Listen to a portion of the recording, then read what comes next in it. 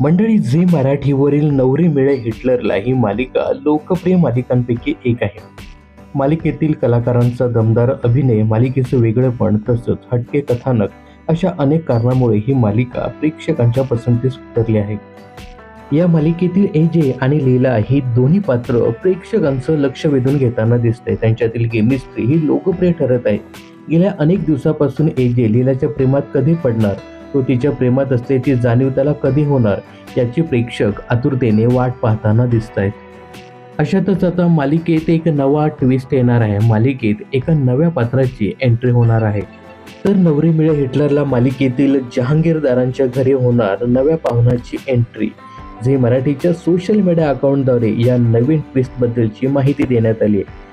Zee मराठीने आपल्या Instagram अकाउंटद्वारे एक पोस्ट शेअर केली आहे. या पोस्टमध्ये एक बाई पाठपोळी उभी असल्याचं पाहायला मिळतंय.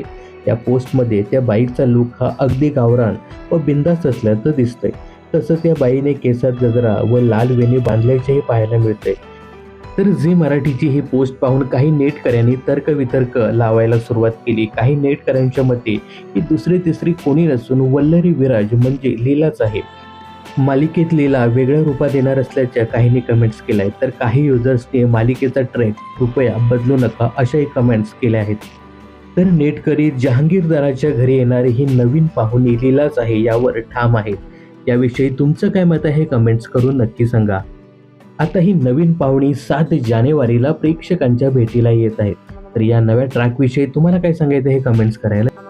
यासोबतच नवरी मिळे हिटलरला ही मालिका तुम्हाला कशी वाटते हे सुद्धा कमेंट्स करायला विसरू नका.